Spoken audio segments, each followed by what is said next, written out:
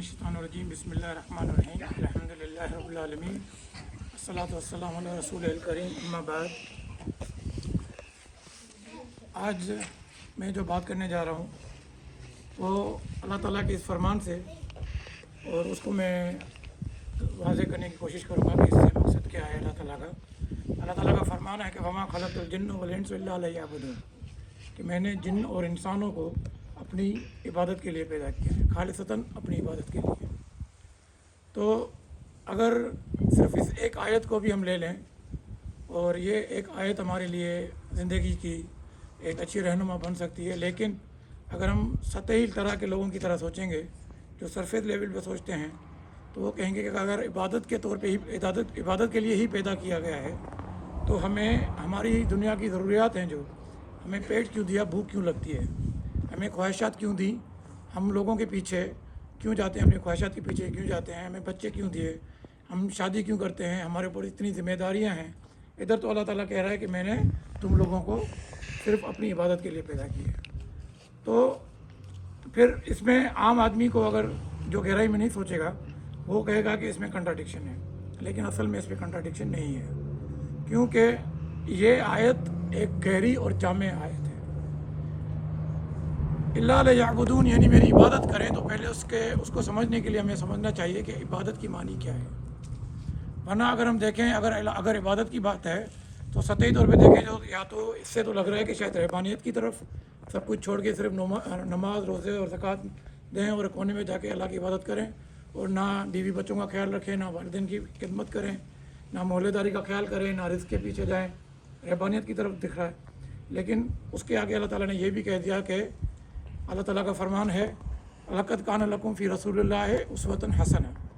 کہ نبی صلی اللہ علیہ وسلم میں بے شک تم لوگوں میں بہترین نمونہ ہے۔ تو ہم نے دیکھنا ہے کہ نبی صلی اللہ علیہ وسلم کی زندگی کیسے گزری ہے۔ اگر صرف عبادت کا معاملہ تھا تو ہمارے سب سے امت کے سب سے زیادہ، انسانیت کے سب سے جو اونچی وہ ہیں شخصیت ہیں، نبی صلی اللہ علیہ وسلم ہیں، انہوں نے تو رہبانیت اختیار نہیں کی، تو پھر انہوں نے اس آیت کو کیسے لیا، اس حکم کو کیسے لیا؟ تو اس کو سمجھنے کے لیے ہمیں یہ دیکھنا ہے کہ عبادت کی معنی کیا ہے۔ عبادت صرف نماز، روزہ، حج، زکوٰۃ اور توحید تو سب سے پہلے ہے کہ اللہ کو ایک ماننا اس کی عبادتوں میں، صرف یہ نہیں ہے، یہ تو فرض عبادتیں ہیں، لیکن عبادت کی معنی ہے کہ ہر وہ کام، چاہے وہ ظاہری ہو یا باطنی، چاہے وہ فعلی ہو یا عقیدت کی بات ہو، عقیدے کی بات ہو، یا ہم عمل جو کرتے ہیں ظاہر ہو یا باطن ہو، ٹھیک ہے، عمل میں ہو یا یقین میں ہو، یہ ساری چیزیں عبادتیں وہ جو اللہ کو راضی کرنے کے لیے کی جائے۔ ہر وہ کام ظاہری یا باطنی اور فعلی یا عملی، فعلی یا قولی، اللہ کو راضی کرنے کے لیے کیا جائے اور نبی صلی اللہ علیہ وسلم کے طریقے پر کیا جائے۔ کچھ کام تو لوگ ایسے کرتے ہیں کہ اللہ کو راضی کرنے کے لیے تو کرتے ہیں، میں نے بکرا ذبح کر دیا لیکن کسی آستانے میں جا کے کہ اللہ راضی ہوگا، لیکن میں نے دیکھنا ہے کہ یہ نبی کا راستہ ہے یا نہیں ہے۔ تو اگر نبی کا راستہ ہے، نبی کا طریقہ ہے تو میں نے عبادت کی، اور نبی کا طریقہ نہیں ہے تو میں نے عبادت نہیں کی۔ اسی طرح سے اگر میں حلال رزق کی دوڑ میں جاتا ہوں، صرف اپنی کمائی کے پیچھے میں ایک مزدور ہوں، یا سخت گیر محنت کے بعد مجھے چار روٹی کمانے کا وقت ملتا ہے اور اپنے بچوں کے لیے رزق حلال کما رہا ہوں، تو میرے ذہن میں اگر یہ ہے کہ صرف میں اپنے بچوں کے لیے کر رہا ہوں تو شاید عبادت نہ ہو۔ لیکن اگر میں یہ نیت کر لوں کہ اللہ کے حکم کے مطابق جو ان کی ذمہ داری اللہ تعالیٰ نے مجھے دی ہے، ان کا پیٹ پالنا ہے، وہ بھی حلال طریقے سے رزق کما کے، تو میں نوکری بھی کر رہا ہوں، بچوں سے محبت بھی کر رہا ہوں، لیکن نسبت اللہ کے حکم کی طرف ہے تو میں اللہ کی عبادت کر رہا ہوں، والدین کی خدمت کر رہا ہوں، بچوں سے محبت کر رہا ہوں، بیوی سے محبت کر رہا ہوں، محلے داری میں کتنے امور میں انجام دے رہا ہوں، یہ سوچ کے کہ اگر یہ اللہ کا حکم ہے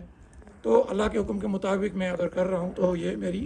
عبادت ہے۔ تو دنیا کے ہر معاملے میں اگر ہم یہ سوچیں کہ اللہ کے حکم کے مطابق کرنا ہے، میں نے اللہ کو راضی کر کے کرنا ہے اور نبی صلی اللہ علیہ وسلم کے طریقے پہ کرنا ہے،